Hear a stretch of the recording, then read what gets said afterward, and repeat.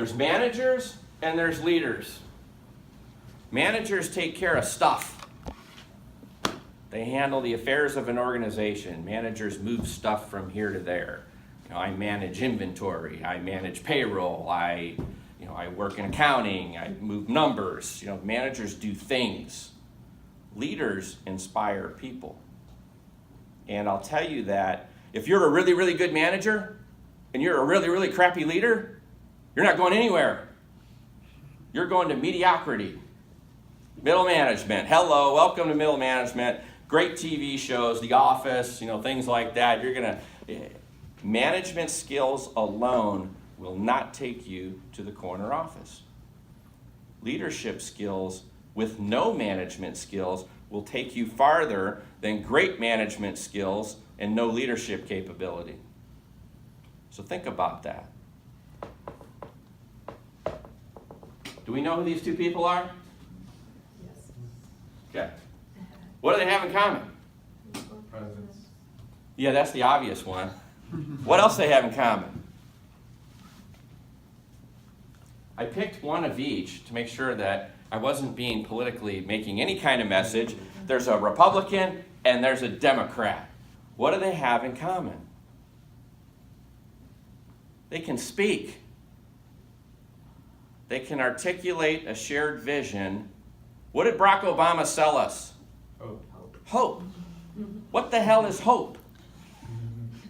Can you put hope in a box? Can you stick it on a shelf? No. It's not a product. It's intangible.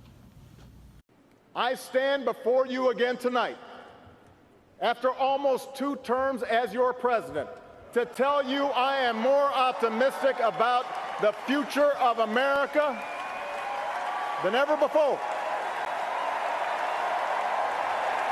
The America I know is full of courage and optimism and ingenuity. The America I know is decent and generous.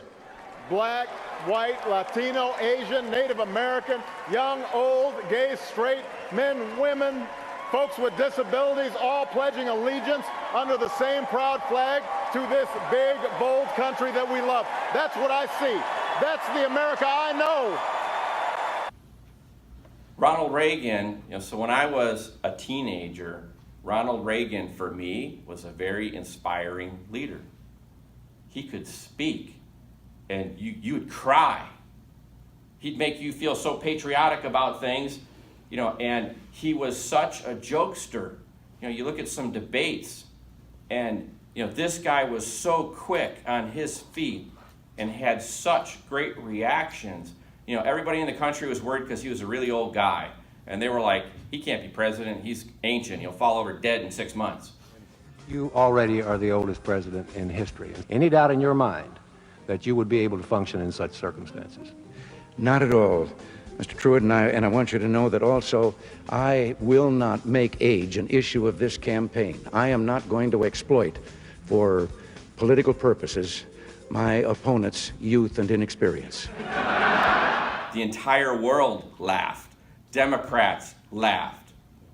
Hell, the guy he was running against laughed. What was Ronald Reagan? He started out as an actor. Very comfortable in front of a camera, could memorize lines, he could add a flair, and he was governor of this state, and he did have some political experience, and he could articulate a vision. Barack Obama came on the scene. He was young, he was sexy, good looking, everybody loved him, and he sold us hope. And he got elected. My 80-year-old parents, who were lifelong Republicans, voted for him because he could articulate a vision of hope. And so my point in all of this was just simply that effective communicators are rare. You need to seek to be rare. Because it doesn't matter what you're selling, you can sell hope. How far can you go if you can articulate a vision and articulate a dream? You can go all the way to the top, baby. You can be president of the United States. You want to know how I learned public speaking? I went to church. I lived all around the United States in my life.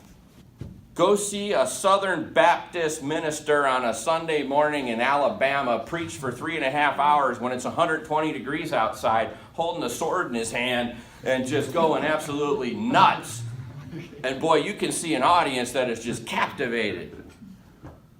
Somebody gave me the advice, go to church. I grew up a Roman Catholic. I was going to church anyway. But go find engaging ministers, preachers, people, and you'd be amazed at how many great speakers there are in a church. You know, they have all these little things like Toastmasters, and he makes you guys get up and give presentations, but some of you aren't comfortable with that. You need to get comfortable with public speaking. You need to get comfortable with articulating a vision and guiding other people to a box of hope. Did you use church to also do speech on your own, or did you just watch and learn by that? So I was a class clown and a ham. So speaking was never my problem, getting me to shut up, you know, and not be a smart ass. That was probably my biggest problem. But some people have God-given natural talents and skills. Other people really have to work at it. But public speaking is something you can learn. You know, you can learn to not stand up here and say and just use silence to communicate. You know, there are so many different things and ways to learn. If you're not comfortable speaking, get comfortable speaking. It's an important skill, and it differentiates people dramatically. Just being good academically, just being good at managing isn't going to take you where you want to be.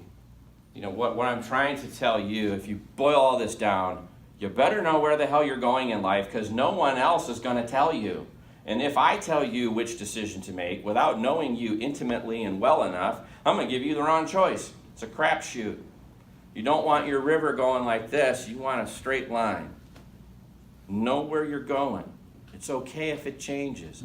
Once you get there, you know, this is how you climb the ladder faster. How you get where you want to be. Maybe you want to own your own business someday. Maybe you want to be a Fortune 500 executive. Whatever the dream, doesn't matter. Maybe you want to own a nonprofit. You want to change the world. That's okay too. Matter of fact, we need some more of that. Can I have some of that? Thank you. You also need to learn how to talk. And if you can do all of these things, nothing stops you from reaching your goals and objectives. In your opinion, if you could choose whether to lack in skills, make that up by charisma, and then later learn those skills, or is it better to go into an area where you feel comfortable with the skills that you have and then If build you're your... the leader, it's easier to hire the skills you don't have than it is to create inspiration and passion amongst people. So if I had to choose one, which that's what my life is, because frankly, people, I'm not the smartest guy on the planet, but I know how to hire good people, articulate a vision, set them off on their way, and get out of their way and let them run. And then I'm a den mother, that's what I am. You know, I harness executives and, you know, come on back in, let's, you know, recalibrate. So I think you can do both, because you can learn both. But if you really just are going to focus on one, I'd say the communication part is the better skill. So it's know where you're going, inventory your skills, determine where your sweet spot is, and then start doing investigation. And then as you're climbing the corporate ladder, spend some time working in these different kinds of businesses, picking up the skills, learning how to run them, learning the good, the bad, the ugly. If I own this place, what would I do different? And then start working on the business plan to launch the company.